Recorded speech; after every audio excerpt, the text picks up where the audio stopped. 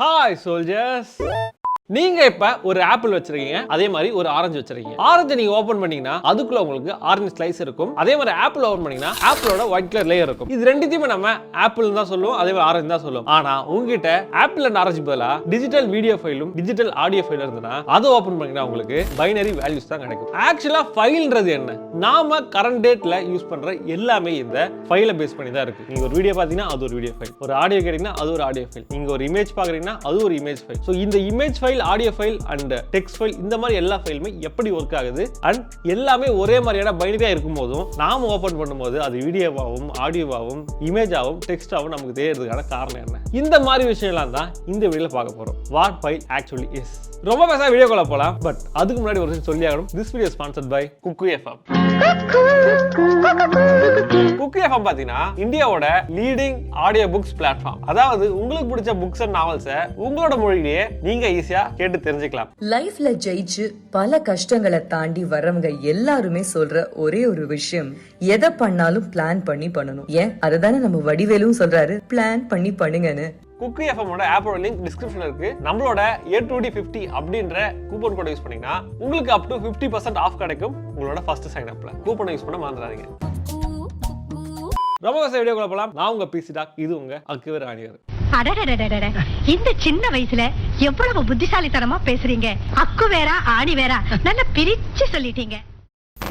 நம்ம ஏற்கனவே சொன்ன மாதிரி நாம கிட்ட இருக்கிற எல்லா டிஜிட்டல் ஃபைல்ஸுமே பாத்தீங்கன்னா கடைசியா பைனரியா தான் ஸ்டோர் ஆக போகுது. இதை பத்தி ஆல்ரெடி போன எபிசோட்ல நம்ம டீப்பா பேசியிருப்போம். அந்த வீடியோட ஐகான் மேல தர செக் பண்ணி பார்த்து. இப்போ நாம முதல்ல டெக்ஸ்ட் எப்படி ஸ்டோர் ஆகுது அப்படின்றத பார்க்கலாம். போன வீடியோல நம்ம பார்த்திருப்போம், பைனரின்றது ஒரு நம்பர் சிஸ்டம். அதாவது நாம இப்போ யூஸ் பண்ற 1 2 3 மாதிரி பைனரியுமே ஒரு நம்பர் சிஸ்டம் தான். அதனால நம்மளோட நம்பர்ஸை ஈஸியா பைனரி கன்வெர்ட் பண்ணிக்கலாம். லெட்டர்ஸை அந்த மாதிரி கன்வெர்ட் பண்ண முடியும்னா அது கண்டிப்பா முடியாது. ஸோ இந்த ப்ராப்ளம் சால்வ் பண்றதுக்கு வந்ததுதான் ASCII, American standard code for information interchange.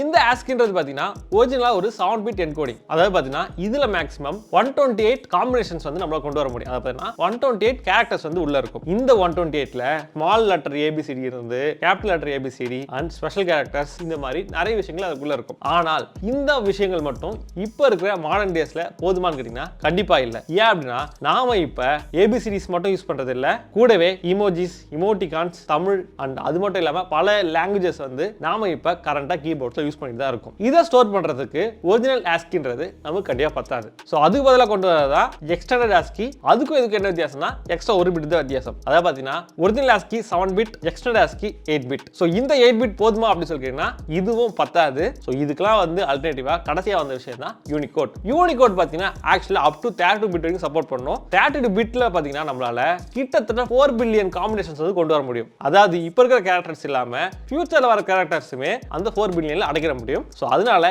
இப்போ நம்ம யூஸ் பண்ற என்கோடிங் டெக்னிக் யூனிகோட் தான். சோ இப்போ உங்களுக்கு டெக்ஸ்ட் எப்படி கான்செப்சுவலா சேவ் ஆகுது அப்படிங்கிறது உங்களுக்கு தெரிஞ்சிருக்கும். இந்த யூனிகோட் என்கோடிங்ல பாத்தீங்கன்னா ஒரு டேபிள் இருக்கும். அந்த டேபிள்ல பாத்தீங்கன்னா ஏக்கு 65, பிக்கு 66 இந்த மாதிரி ஒவ்வொரு லெட்டருக்குமே ஒரு நம்பர் இருக்கும். இந்த நம்பரை நீங்க பைனரியில டிவைட் பண்ணா போதும், ஆட்டோமேட்டிக்கா அது நமக்கு லெட்டரா மாறிடும். ஸோ இதுதான் பார்த்தீங்கன்னா யூனிகோட் என்கோடிங். ஸோ இதனால நீங்கள் டைப் பண்ணி சேவ் பண்ணுறது எல்லாமே இந்த யூனிகோட்ல இருக்க ஏதோ ஒரு நம்பரில் தான் போய் அசைன் ஆக போகுது. அண்ட் அந்த நம்பர் பைனரியாக கன்வெர்ட் ஆகும். அந்த பைனரி நம்பர் தான் நம்ம திருப்பி ரீட் பண்ணும்போது டீகோடிங் ஆகி நமக்கு வந்து டெக்ஸ்டா தெரிய போகுது. இதுதான் பார்த்தீங்கன்னா யூனிகோட் என்கோடிங். இதுவே நீங்கள் ஆல்ரெடி சேவ் பண்ணி வச்சிருக்க ஃபைல் ஓப்பன் பண்ணி பார்க்குறோம்னா யூனிகோட் டீகோடிங் நடக்கும். ஸோ இருக்கிற பைனரி வேல்யூஸை டீகோட் பண்ணி நமக்கு லெட்டரா காட்டும். இப்போ நம்ம டெக்ஸ்ட் எப்படி சேவ் ஆகுதுன்னு பார்த்தாச்சு. இதுக்கப்புறம் நம்ம ஆடியோ எப்படி சேவ் ஆகுது அப்படின்னு பார்க்கலாம். டெக்ஸ்ட்ன்றது நீங்க நோட்ல கூட எழுதிக்கலாம், பேப்பர்ல கூட எழுதி பார்த்துக்கலாம். ஆனா ஆடியோவை உங்களால எங்கேயுமே எழுதவே முடியாது. லெட்டர்ஸை வந்து நீங்க பைனரியா கன்வெர்ட் பண்றது ரொம்ப ஈஸி. ஆடியோன்றது நம்ம காதுல கேட்கறது, அந்த விஷயத்தை எப்படி நம்ம பைனரியா சேவ் பண்ண முடியும்? ஆக்சுவலா ஆடியோன்றதே ஒரு அனலாக் சிக்னல் தான். நீங்க யூஸ் பண்ற ஆம்பிளிஃபையர்ஸ் எல்லாம் பாத்தீங்கன்னா இந்த டேட் வரைக்குமே பாத்தீங்கன்னா அனலாக் தான். சோ இந்த அனலாக் சிக்னலை டிஜிட்டலா மாத்துறதா பெரிய டாஸ்க். சோ அதுலயே நம்மளோட சேனலோட பேர் வந்துட்டு சொல்ஜஸ் A2D, அனலாக் டு டிஜிட்டல். ஆமா, மறந்தே போச்சுடா. தெரியல, தெரிஞ்சுங்க. A2D equal to analog to digital. ஆக்சுவலா அனலாக் சிக்னல்ஸ்ன்றது பாத்தீங்கன்னா வேவ் ஃபார்ம்ல இருக்கும். ஸ்கிரீன்ல பாக்குற இந்த வேவ் ஃபார்ம் டயகிராம் தான் அனலாக் சிக்னல். இது நம்ம டிஜிட்டலா மாத்தணும் அப்படின்னா அதுக்கு ஒரு ப்ராசஸ் பண்ணணும். அதுதான் பாத்தீங்கன்னா சாம்பிளிங். அனலாக்ன்றது ஒரு கண்டினியூஸ் சிக்னல், பட் டிஜிட்டல் சிக்னல்ஸ்ன்றது கண்டினியூஸ் கிடையாது, அது ஒரு டிஸ்கிரீட் சிக்னல்ஸ். சோ இது நம்ம அனலாகா மாத்தணும் போது சாம்பிளிங் பண்ணும்போது என்ன பண்ணுவோம்னா இந்த அனலாக் சிக்னல்ஸ் ஏத்த மாதிரி மல்டிபிள் பார்ஸ் வந்து நம்ம வந்து ரைட் பண்ணிப்போம். சோ இந்த மல்டிபிள் பார்ஸ்ல பாத்தீங்கன்னா மல்டிபிள் வேல்யூஸ் வந்து நமக்கு கிடைக்கும். லைன் லைனுக்கு மேல இருந்தா பிளஸ்னும் லைனுக்கு கீழே இருந்தா மைனஸ்னும் கிடைக்கும். ஸோ இப்போ நம்ம என்ன பண்ணலாம்னா இந்த வேல்யூஸை சேவ் பண்ணி வச்சா மட்டும் போதும் இந்த டிஜிட்டல் சிக்னலை அகைன் நம்ம ரீகன்ஸ்ட்ரக்ட் பண்ண முடியும். ஸோ நம்மளோட அனலாக் ஆடியோ சிக்னல்ஸ்லாம் பார்த்தீங்கன்னா சாம்பிளிங் மூலமா டிஜிட்டல் சிக்னலா மாற்றப்படும். அண்ட் மாற்றப்பட்ட அந்த டெசிமல் வேல்யூஸ் எல்லாமே அகைன் பைனரியா கன்வெர்ட் பண்ணி நம்மளோட ஃபைல்ல ஸ்டோர் ஆகும். ஸ்டோர் ஆகனா எப்படி ப்ரோ ஸ்டோர் ஆகும் அப்படின்னு சொல்லிட்டு கேட்டீங்கன்னா இதுக்கு நம்ம எக்ஸாம்பிளா வேவ், அதாவது பார்த்தீங்கன்னா வேவ் ஃபார்ம் ஆடியோ ஃபார்மேட்டை யூஸ் பண்ணிப்போம். இந்த வேவ் ஃபார்ம் ஆடியோ ஃபார்மேட்ல பார்த்தீங்கன்னா உங்களுக்கு ஃபர்ஸ்ட் 44 பைட்டுக்கு பார்த்தீங்கன்னா ஹெடர் அப்படின்ற ஒரு விஷயம் இருக்கும். ஹெடர் அப்படின்றது என்னன்னா இந்த ஆடியோ பத்தின டேட்டா. இது வந்து எத்தனை பிட் ரேட்ல இருக்கு, இந்த ஆடியோ லென்த் என்ன, எத்தனை சேனல்ஸ் இருக்கு, அதாவது மோனோவா ஸ்டீரியோவா, இந்த மாதிரி நிறைய டேட்டா இருக்கும். இது நம்ம என்னன்னு சொல்லுவோம்னா மெட்டா டேட்டா அப்படின்னு சொல்லுவோம். டேட்டா அப்போ data equal to meta data. அத வேற ஞாபகப்படுத்திட்டீங்க, மறக்க முடியல. ஸோ இந்த மெட்டா டேட்டாக்கு அப்புறமா இருக்கிற மற்ற டேட்டாஸ்லாம் தான் பார்த்தீங்கன்னா நம்மளோட ஆக்சுவல் ஆடியோ டேட்டா.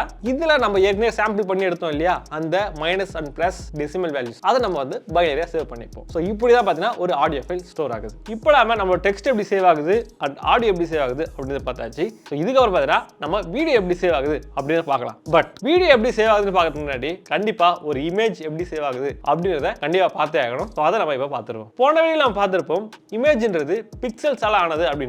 இப்போ நீங்க ஒரு இமேஜை ஜூம் பண்ணி பார்த்தீங்கன்னா கடைசியா பார்த்தீங்கன்னா உங்களுக்கு பாக்ஸா வந்து கலர்ஸ் தெரியும். இந்த பாக்ஸா தெரியுது இல்லையா, இதுதான் நம்ம பிக்சல்ஸ்னு சொல்லுவோம். ஃபார் எக்ஸாம்பிள் இப்போ நீங்க ஒரு 1080p போட்டோ ஒன்று வச்சிருக்கீங்க, அதாவது பார்த்தீங்கன்னா 1920 × 1080p போட்டோவா இருக்கும். அது ஹரிசாண்டலா உங்களுக்கு 1920 பிக்சல்ஸும் வெர்டிகலா பார்த்தீங்கன்னா 1080 பிக்சல்ஸும் உங்களுக்கு இருக்கும். இந்த ஹைட்டையும் வித்தையும் மல்டிப்ளை பண்ணீங்கன்னா ஓவரால் நமக்கு 2 மில்லியன் பிக்சல்ஸ் வந்து பார்த்தீங்கன்னா அந்த இமேஜ்ல இருக்கும். சரி, ஓகே. இப்போ நமக்கு இந்த போட்டோ அப்படின்றது பிக்சல்ஸ் ஆனது அப்படின்னு தெரிஞ்சு போச்சு. அப்போ இந்த பிக்சல்ஸ்ன்றது என்ன? பிக்சல்ஸ்ன்றது ஒண்ணுமே இல்ல, கலர்ஸ். அதாவது பார்த்தீங்கன்னா ஒவ்வொரு பிக்சலும் ஒவ்வொரு கலர்ல இருக்கும். அந்த எல்லா கலரும் ஒன்னா சேரும்போது நமக்கு ஒரு போட்டோ வருது. சரிங்க ப்ரோ, இந்த கலர்ஸ் எப்படி ப்ரோ கொண்டு வரது அப்படின்னு சொல்லிட்டு கேட்டீங்கன்னா ஆக்சுவலா நமக்கு 3 கலர்ஸ் மட்டும் இருந்தா போதும். அந்த 3 கலர் இருந்தா மீதி எல்லா கலரையும் அதை மிக்ஸ் பண்றது மூலமாவே வர வச்சிட முடியும். அந்த 3 கலர் என்னென்ன அப்படின்னு சொல்லிட்டு பார்த்தீங்கன்னா ரெட், கிரீன், ப்ளூ, அதாவது RGB. ஸோ ஒரு பிக்சல்ன்றது இந்த 3 கலரோட காம்பினேஷன் தான். ரெட் எவ்வளவு இருக்கணும், ப்ளூ எவ்வளவு இருக்கணும், கிரீன் எவ்வளவு இருக்கணும் அப்படின்றத முடிவு பண்ணா போதும் இந்த பிக்சல் என்ன கலர்ல இருக்க போகுது அப்படின்னு தெரிஞ்சுக்கலாம்.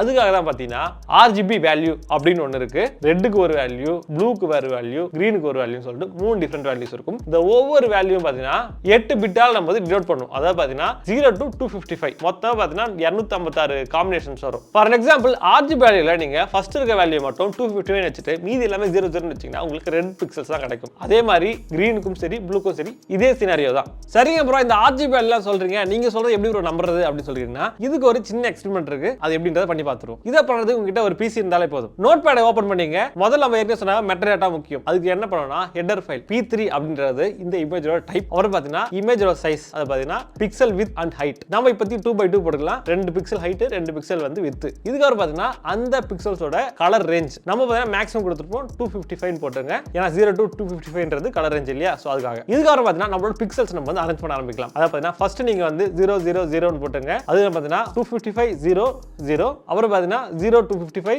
0, அப்புறம் 00 255. ஸோ இது எல்லாத்தையும் போட்டதுக்கு அப்புறமா என்ன பண்ணலாம், கண்ட்ரோல் ஷிஃப்ட் கொடுங்க. இப்போ ஃபைல் நேம் கேட்கும். ஃபைல் நேம் பின்னாடி .ppm போர்ட்டபிள் பிட்மேப் அப்படின்னு சொல்லிட்டு போட்டுருங்க. போட்டு சேவ் பண்ணதுக்கு அப்புறமா அந்த ஃபைல் நீங்க போட்டோஷாப்ல இல்ல இமேஜ் வியூவர்ல ஓபன் பண்ணீங்கன்னா உங்களுக்கு 4 பிக்சல் இருக்க ஒரு போட்டோ கிடைக்கும். முதல்ல பிளாக், அப்புறம் ரெட், கிரீன், ப்ளூ. சோ இந்த மாதிரி ஒரு போட்டோ உங்களுக்கு கிடைச்சிருக்கும். இப்போ நாம பார்த்த மாதிரி நம்ம யூஸ் பண்ற எல்லா இமேஜஸும் இதே மாதிரி தான் சேவ் ஆகுதான்னு கேட்டீங்கன்னா கண்டிப்பா கிடையாது. ஏன் அப்படின்னா ஃபார் எக்ஸாம்பிள் நம்மளோட நார்மல் போட்டோ, அதை பாருங்க, இப்போ நம்ம ரீசெண்டா பார்த்தீங்கன்னா JPEG தான் யூஸ் பண்றோம் எல்லாருமே. அந்த ஃபார்மட் இருக்கிற ஒரு போட்டோவை இந்த PPM ஃபார்மட், போர்ட்டபிள் பிட்மேப் ஃபார்மட்டுக்கு நம்ம மாத்தணும் அப்படின்னா 2 ஃபைல் சைஸ் பார்த்தீங்கன்னா வேற இருக்கும். டிராஸ்டிக்கலா PPM ஃபைல் ஃபார்மட் அதிகமாக எடுத்துக்கும். காரணம் என்ன, நம்ம இந்த டேட்டாவை ராவா எடுத்துட்டு போயிட்டு நம்மளோட ஃபைல்ல எழுதுறோம் இல்லையா, சோ அதனால பாத்தீங்கன்னா இது அதிகமான வந்து இடத்தை வந்து பிடிச்சு வச்சுக்கும். இதுக்காக தான் பாத்தீங்கன்னா நம்ம வந்து கம்ப்ரஷன் டெக்னாலஜி யூஸ் பண்ணோம். சோ அது மூலமா நம்மளோட இமேஜோட குவாலிட்டி கம்மி பண்ணாமலே அதோட ஃபைல் சைஸை கம்மி பண்ணிக்க முடியும். அதுதான் பாத்தீங்கன்னா JPEG அப்படின்ற ஃபார்மட் பண்ணுது. சோ அதை பத்தி எக்ஸ்பிளைன் பண்ணா எக்கச்சக்கமா போகும். சோ அதனால வந்து இந்த வீடியோக்கு அது வேண்டாம். இப்போ நம்ம இமேஜை பத்தி பார்த்தாச்சு. இப்போ வீடியோ பத்தி பார்ப்போமா?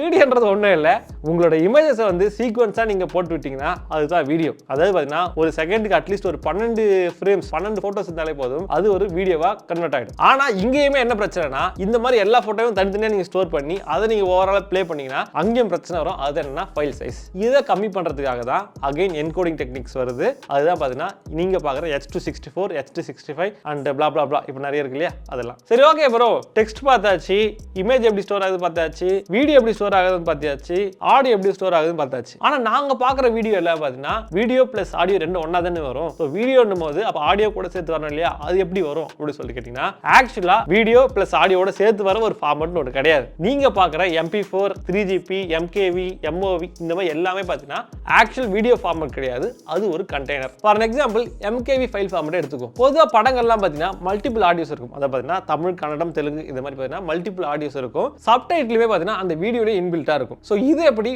ஒரு MKV அப்படின்ற ஃபைல் ஃபார்மட்குள்ளே வருது? ஆக்சுவலா MKVன்றது ஒரு சிங்கிள் ஃபைல் ஃபார்மட் கிடையாது, இது ஒரு கண்டெய்னர். அதாவது MKVக்குள்ள பார்த்தீங்கன்னா ஒரு வீடியோ ஃபைல் இருக்கும், அதுக்கப்புறமா மல்டிபிள் ஆடியோ ஃபைல்ஸ் இருக்கும், அதுக்கப்புறமா சப்டைட்டில் ஃபைலுமே இருக்கும், அதாவது SRT ஃபைல். ஸோ இது எல்லாத்தையும் ஒன்னா சேர்த்து ஒரு கண்டெய்னர் ஆக்ட் ஆகிறது தான் இந்த MKV. ஓகே சோல்ஜர்ஸ், இந்த வீடியோவில் நீங்க இமேஜ், ஆடியோ, டெக்ஸ்ட், வீடியோ, அது மட்டும் இல்லாமல் கண்டெய்னர்ஸ் இதெல்லாம் எப்படி ஒர்க் ஆகுது அப்படின்னு பார்த்துருப்பீங்க. ஸோ இந்த வீடியோ உங்களுக்கு எல்லாமே புரிஞ்சிருக்கணும்னா புரிஞ்சிருந்தால் பிடிச்சிருந்தால் லைக், ஷேர், கமெண்ட் இதெல்லாம் போட்டுருங்க. அது மட்டும் இல்லாமல் உங்கள் ஃப்ரெண்ட்ஸ் கூட இந்த வீடியோ ஷேர் பண்ணுங்க. அண்ட் இந்த மாதிரி அக்குவேர் ஆணிவேரில் வேற எந்த வீடியோ நான் கவர் பண்ணணும் அப்படின்னு கீழே கமெண்ட் பண்ணுங்க. கூடிய சீக்கிரம் அந்த வீடியோ நான் போட ட்ரை பண்ணுறேன். சரி, ரொம்ப மோசம் வீடியோ என் பண்ணலாம். அதுக்கு முன்னாடி என்ன நீங்கள் வந்து பர்சனலாக ஃபாலோ பண்ணல, இன்ஸ்டாகிராம், ட்விட்டர் இதெல்லாம் ஃபாலோ பண்ணால் கீழே வந்து ஐடி இருக்குது, செக் பண்ணி பாருங்க. அண்ட் உங்களை அடுத்த வீடியோ பார்க்குறதுக்கும் பாய்.